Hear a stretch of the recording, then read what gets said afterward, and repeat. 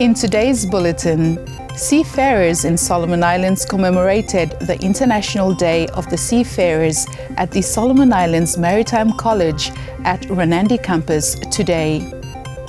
The Government for National Unity and Transformation is working to improve effective service delivery in the country, and the 2025 Solomon Islands Principals Conference has commenced in Honiara today. Hello, you're watching SIBC's TV News Bulletin. I'm Cheryl Berra. Seafarers in Solomon Islands commemorated the International Day of the Seafarers today under the theme My Harassment, Free Ship. The event was held at the Solomon Islands Maritime College at Renandi campus east of Honiara. Alex Dadamu attended the event and files this report. Seafarers in Solomon Islands today commemorate the International Day of Seafarers at the Solomon Islands Maritime College at Renandi campus east of Honiara. The day was celebrated under the theme My Harassment Free Ship. Guest of honor at the event was the Minister for Infrastructure Development, Honorable Ricky Fu'o, with government officials and key stakeholders from the shipping industry in the country. To all seafarers, past and present, who are with us today or at sea, we see you, we honor you, and we support you. Ladies and gentlemen, the ocean is our highway, our heritage and our hope, but our ships must reflect our values: safety, respect, and most of all, unity. Let the message of the day resound across our waters. Every ship can and must be harassment-free ships. Let us work together, government, industry, institutions, families, to create a maritime sector that upholds the dignity and humanity of every seafarer.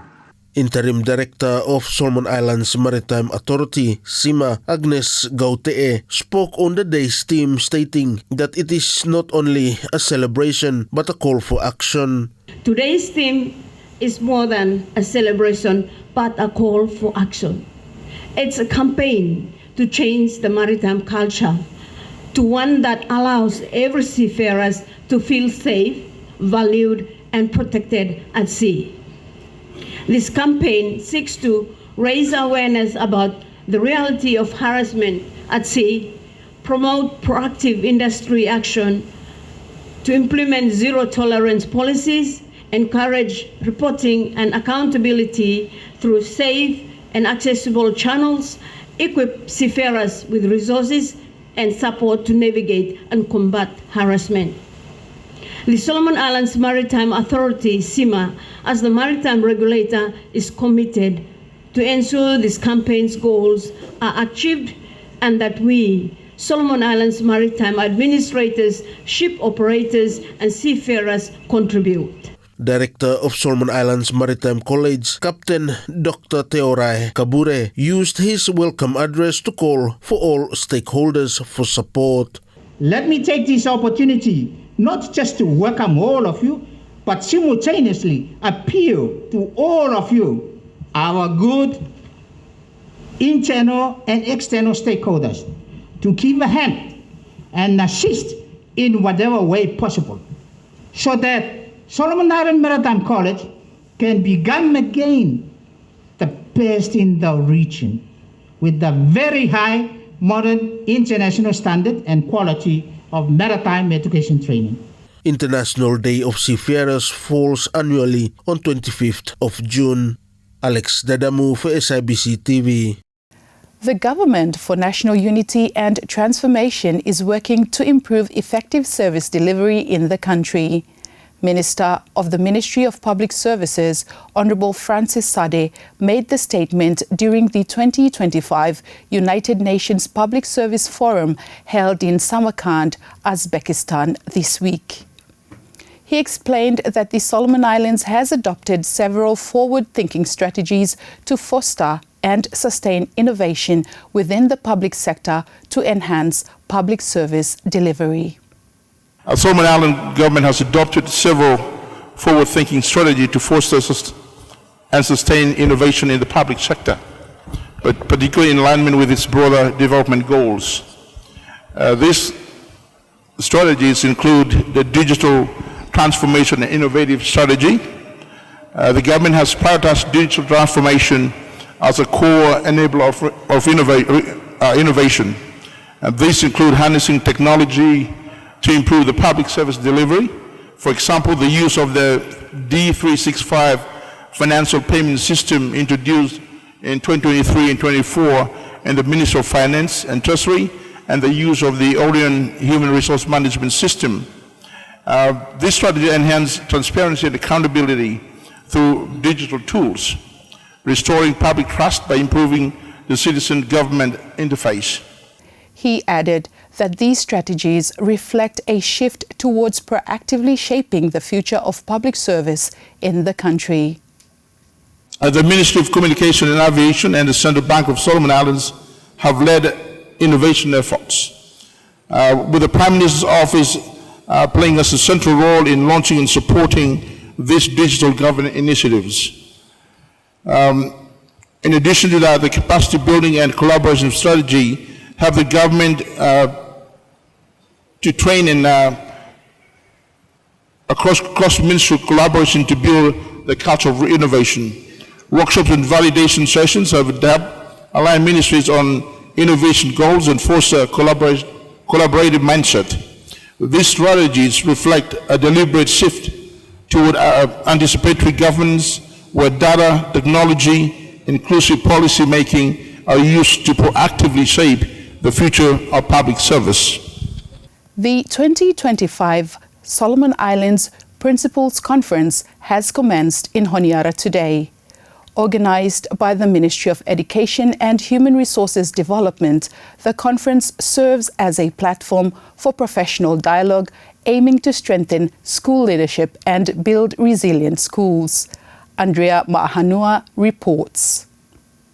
The 2025 Solomon Islands Principals Conference has commenced in Honiara today under the theme Creating a Better Future for Our Children in Solomon Islands Through Transformational Leadership.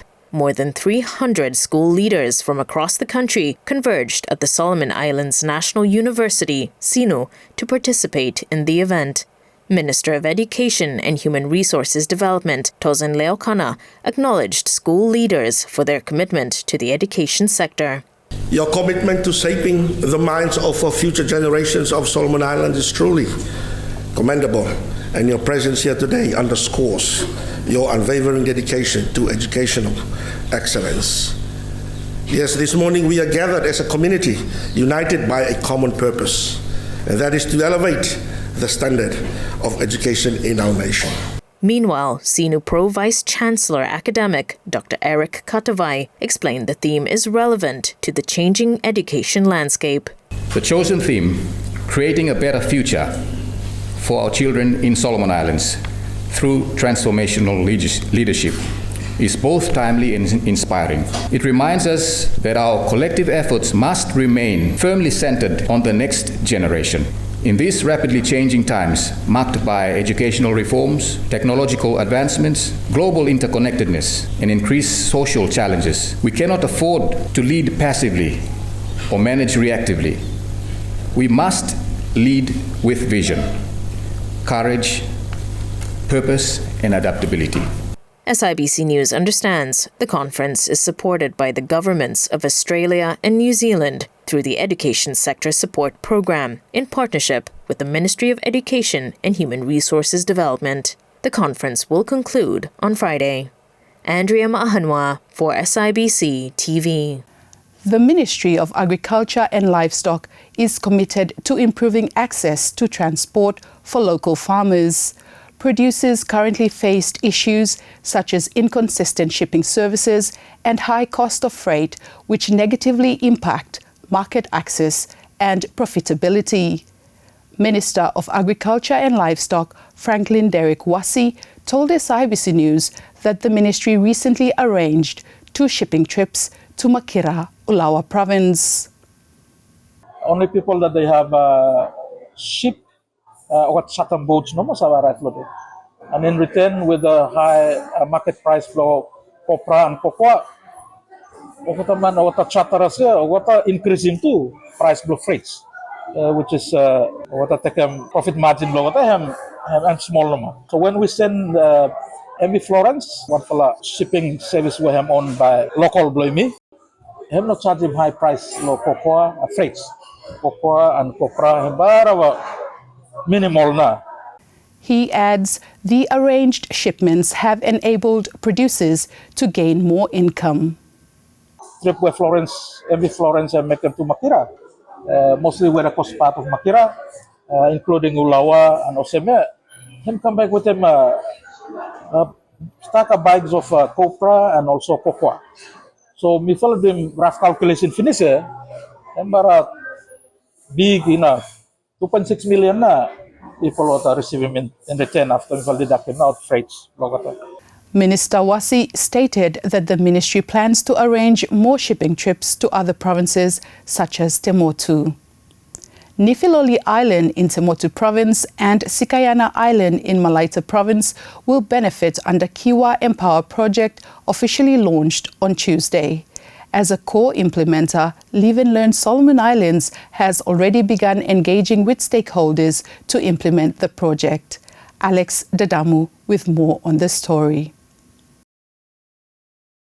Two small island communities in Solomon Islands will benefit from the Kiwa Empower project officially launched yesterday. Nifiloli Island in Temotu Province and Sikayana Island in Malaita Province are the two sites where the project will work with stakeholders to strengthen nature-based solutions (NBS) aimed at inclusive and equitable climate change adaptation, food and water security, and biodiversity conservation.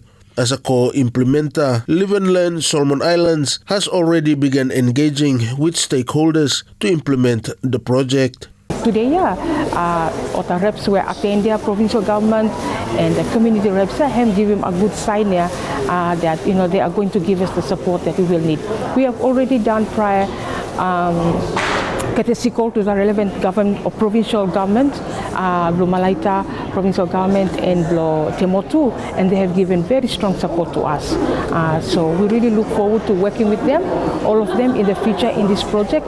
And of course, Fiji team, we have by giving strong support to us. We look forward to that as well.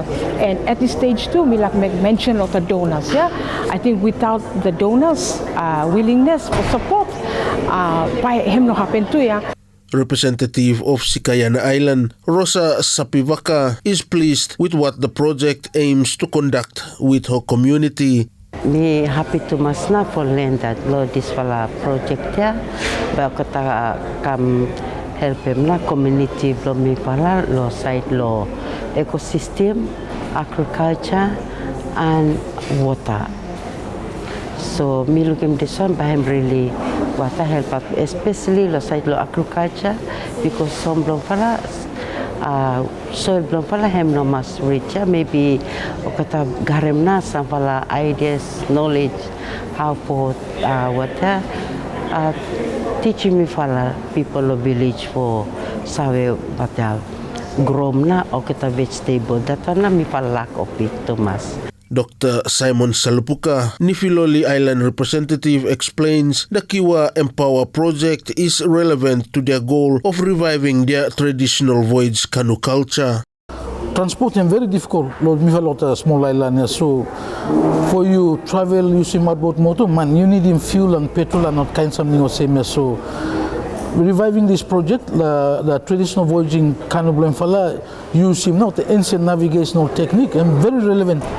Especially how na for me fala address him na issue of climate change or how na climate change impact me fala and how na me fala should go back to the old ways where him sa help him na me fala for mitigate him or stay resilient lo impact lo climate change. So that's why na this fala project revive him na traditional voyaging canoe blame fala him very relevant lo situation blame fala today and especially lo Kiwa project where him coming him by very relevant lo reviving the old ways of living and practice.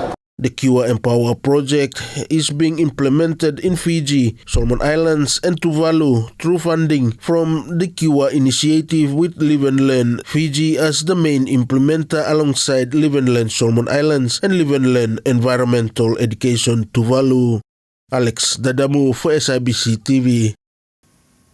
The Solomon Islands Senior Women in Executive Leadership course has commenced in Honiara on Tuesday, bringing together women from across various sectors. Andrea Ma'ahanua has more on this story.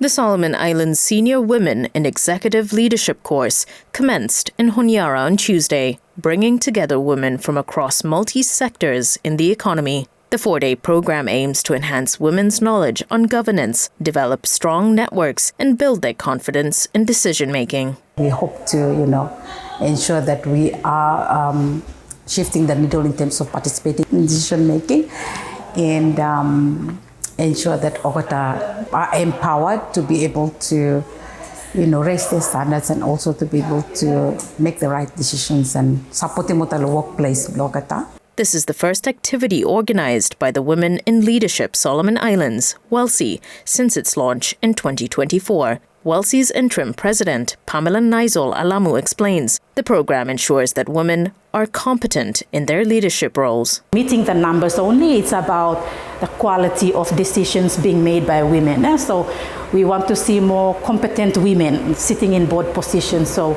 not really on the numbers alone. So when we push women into those positions, we want to be confident that these are women who are going to be effectively participating in higher decision-making processes. So that's why we have this training, to give them the knowledge and the understanding of what they need to know in order for them to make effective, sound decisions at the board levels and also in their roles as well.